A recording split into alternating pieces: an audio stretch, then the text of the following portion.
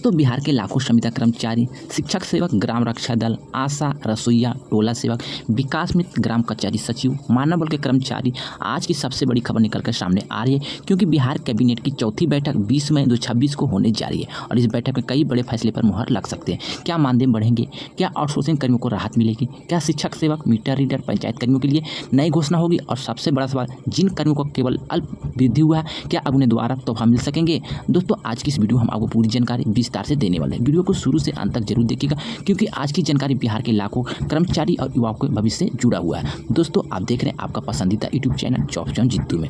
नमस्कार दोस्तों, स्वागत है आप सभी का अपना यूट्यूब चैनल पे, जहां हम लेकर आते हैं बिहार सरकार और संविदा कर्मचारी, आउटसोर्स कर्मचारी, दैनिक वेतनभोगी, हटाए गए कर्मचारी, शिक्षा विभाग, पंचायती राज विभाग और सभी कर्मचारी और सरकारी योजनाओं से जुड़ी हर बड़ी अपडेट सबसे पहले। तो दोस्तों बिहार सरकार की चौथी बिहार कैबिनेट बैठक को लेकर कर्मचारियों के बीच उत्साह काफी बढ़ चुका है। हर विभाग के कर्मचारी यही उम्मीद कर रहे हैं कि इस बार सरकार कोई बड़ा फैसला ले सकता है। आज की इस वीडियो हम बात करेंगे बिहार कैबिनेट की चौथी बैठक, मानदेय वृद्धि की संभावना, संविदा कर्मचारियों की राहत, टोला सेवक का अपडेट, ग्राम रक्षा दल, पंचायत कर्मियों की मांग, आउटसोर्स नीति में बदलाव और सरकार किन फैसलों पर मुहर लगा सकती है। तो चलिए शुरू करते हैं। आज बैठक खास क्यों है? दोस्तों बिहार में नई सरकार बनने के बाद लगातार कैबिनेट बैठक में कई बड़े फैसले लिए जा रहे हैं। पहली और दूसरी बैठक में कुछ विभागों को राहत मिली, कुछ योजनाओं को मंजूरी दी गई और कुछ कर्मचारियों के मानदेय में हल्की बढ़ोतरी देखने को मिली। लेकिन अब जो चौथी कैबिनेट बैठक होने जा रही है, बेहद ही महत्वपूर्ण माना जा रहा है, क्योंकि इस बार सरकार पर लाखों कर्मचारी का दबाव बढ़ चुका है। लगातार धरना हो रहा है, कई कर्मचारी संगठन सरकार को ज्ञापन सौंप चुके हैं। सोशल मीडिया पर लगातार मांग भी उठ रही है, संविदा कर्मी को अस्थायी किया जाए, आउटसोर्स कर्मचारियों को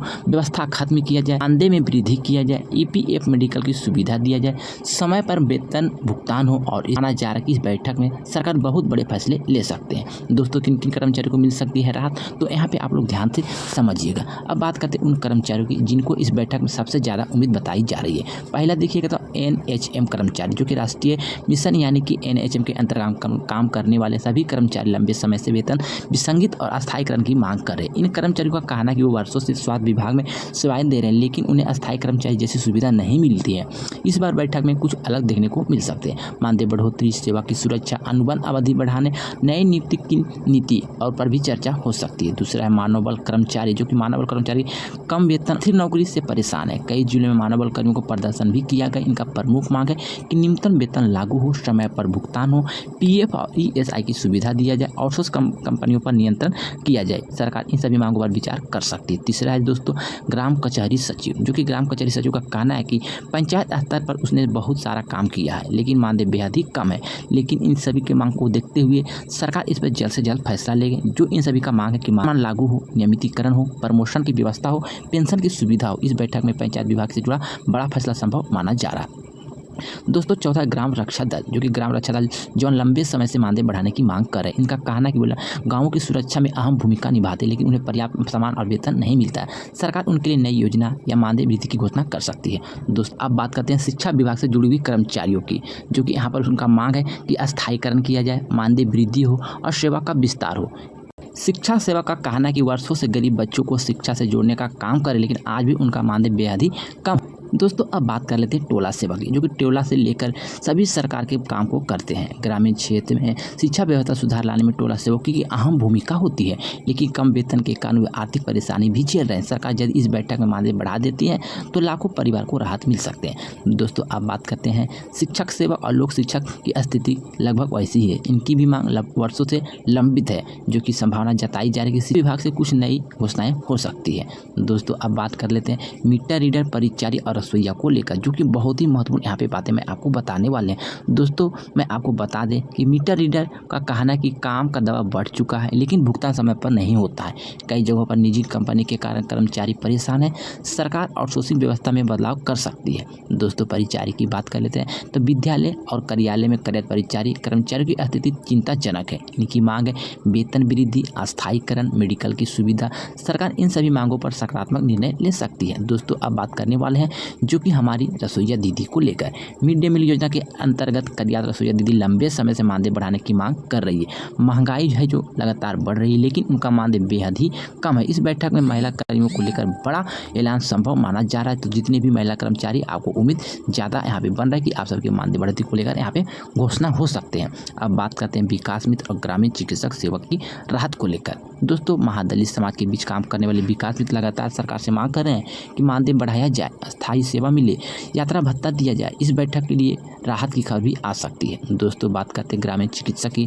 ग्रामीण क्षेत्रों में स्वास्थ्य सेवा देने वाले ग्रामीण चिकित्सकों का मुद्दा भी काफ़ी चर्चा में रही है। इसका कहना है कि गाँव में स्वास्थ्य व्यवस्था उन्हीं के भरोसे चले, लेकिन उन्हें उचित मानदेय नहीं मिलता है। स्वास्थ्य विभाग कोई नई नीति ला सकती है। दोस्तों अब बात जो बताने वाले हैं आउटसोर्स व्यवस्था पर बड़ा फैसला।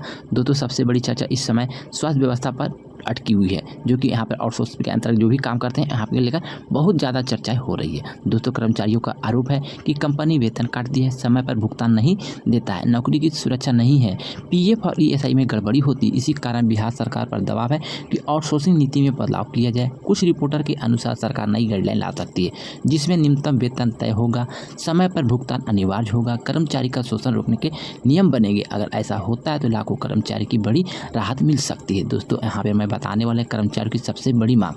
दोस्तों अब बात करते हैं कर्मचारी संगठनों की सबसे बड़ी मांग क्या है, तो यहाँ पे ध्यान से समझिएगा।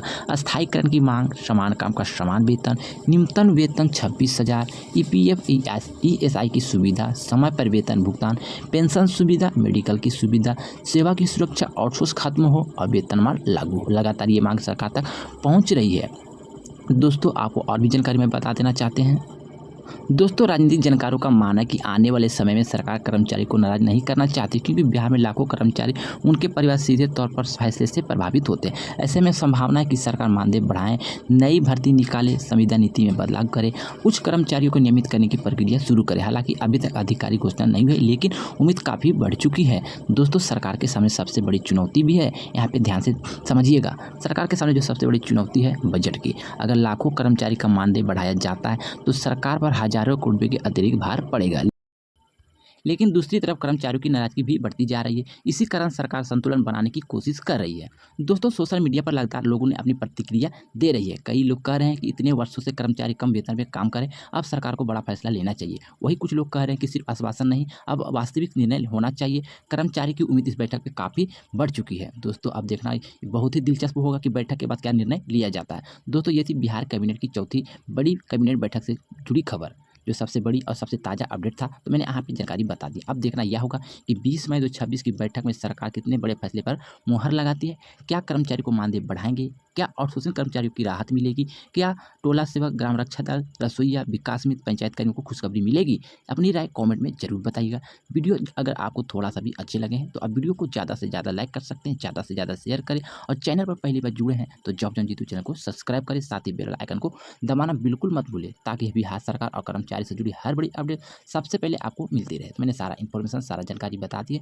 फिर भी कोई जानकारी छूट गई, बोलने में मिस्टेक हो या कोई गलती हो गई तो आप अपना छोटा भाई समझ के क्षमा कीजिएगा, क्योंकि दोस्तों इस चैनल के माध्यम से संविदा कर्मचारी, आउटसोर्स कर्मचारी, दैनिक वेतनभोगी, हटाए गए कर्मचारी से जुड़ी हर बड़ी खबर सबसे पहले, सबसे सटीक यहाँ पे बताई जाती है। तो चलिए मैंने सारी जानकारी बता दी है। मिलते हैं दोस्तों इसी तरह से बड़ी खबर, बड़ी सूचना, बड़ी अपडेट के साथ। जब तक good bye, thanks for watching. जय हिंद, जय